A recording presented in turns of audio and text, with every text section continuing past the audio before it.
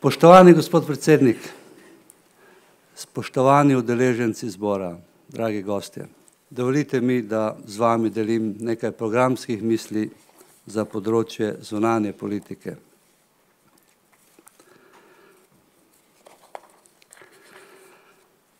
V širši javnosti vse pogosteje poslušamo, da slovenska zunanja politika nima kompasa, da je neodločna, neambiciozna, nesamozavestna, neopazna, skratka nefunkcionalna.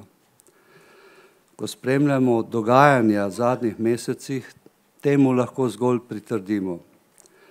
O pomembnih zunanje političnih vprašanjih se vse preveč razpravlja v kontekstu aktualnih in trenutnih notranje političnih potreb predvolilnega časa. Zunanja politika resne države pa je mnogo več od tega. Je tek na dolge proge. Nažalost, lahko pritrdimo tudi temu, da je ta problem naše zunanje politike globlje narave. Te pomanjkljivosti se namreč izrazito kažejo v obdobju zadnjih nekaj vlad, zlasti v obdobju zadnjih 6 let. Za zunanjo politiko bi lahko uporabili prispodobo z letalonosilko. Slednja omogoča stabilno smer plovbe in njeno varnost, kakor tudi jasnost ciljev, kamor želi pripluti. Namesto tega je naša zunanja politika videti kot majhna barka, ki negotovo pluje po morju, ki ves čas spreminja smer svoje plovbe in kateri že rahla meglica na obzorju poraja dvome in negotovosti glede lastnih ciljev in interesov, glede poti in smeri svojega potovanja. To je potrebno spremeniti. Sloveniji moramo povrniti ugled in spoštovanje, ki ga je mednarodni skupnosti v preteklosti že imela. Državotvorna narava resorja zunanjih zadev, tako kot to velja za resorje obrambe in notranjih zadev, zahteva predvsem državotvorno ravnanje vseh slovenskih zunanje političnih akterjev. Zahteva opredelitev jasnih ciljev, katerim mora Slovenija stremeti v mednarodnih odnosih, kakor tudi lastnih interesov, ki jih mora zagovarjati in uveljavljati v mednarodnem okolju.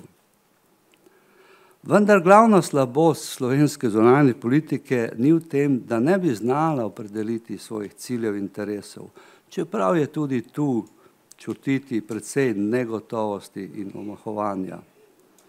Njena glavna slabost je namreč v načinu njihovega uresničevanja v praksi. Slovenska zunanja politika namreč počne veliko pravih stvari, vendar na nepravi način. Pa naj gre to za vprašanje priznanja Palestine, načina uresničevanja arbitražne razsodbe o mejnem vprašanju s Hrvaško ali pa našega položaja v bodoči Evropski uniji. To moramo spremeniti. Zato, ker si Slovenija zasluži drugačno, boljšo zunanjo politiko. Kljub jasnim strateškim dokumentom in deklaracijam, slovenska zunanja politika v preteklih letih v praksi ni bila dosledna pri ohranjanju osnovne smeri svojega delovanja. Tako kot so ti dokumenti začrtali. Ti odkloni so bili v glavnem so bili rahli, tu in tam večji, a vsekakor opazni in nepotrebni, včasih tudi škodljivi.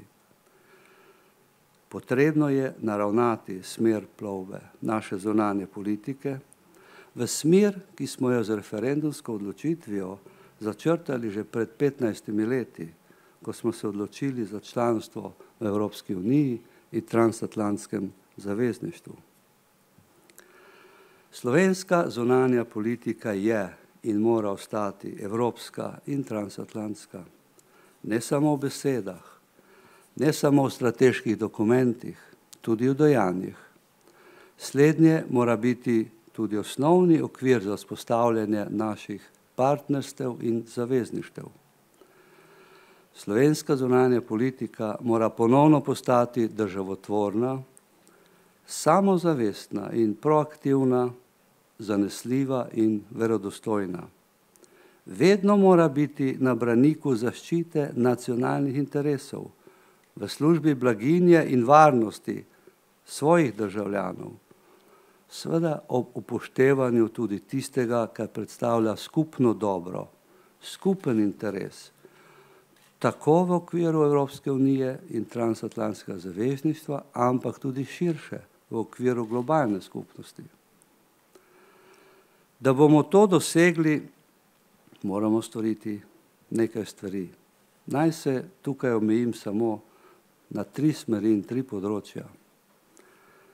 Zagotovili bomo usklajeno delovanje vseh zunanjih političnih akterjev, od Državnega zbora, Urada predsednika Republike, Kabineta predsednika Vlade, zunanjega ministrstva.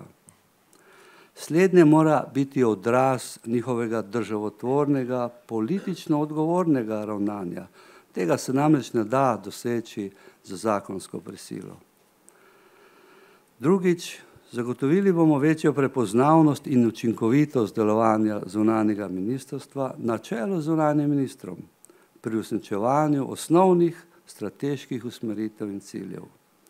In nenazadnje, okrepili bomo razvoj usposobljene, profesionalne in opolnomočene diplomacije kot sredstva za uresničevanje naših zunanjih političnih ciljev. Hvala za vašo pozornost.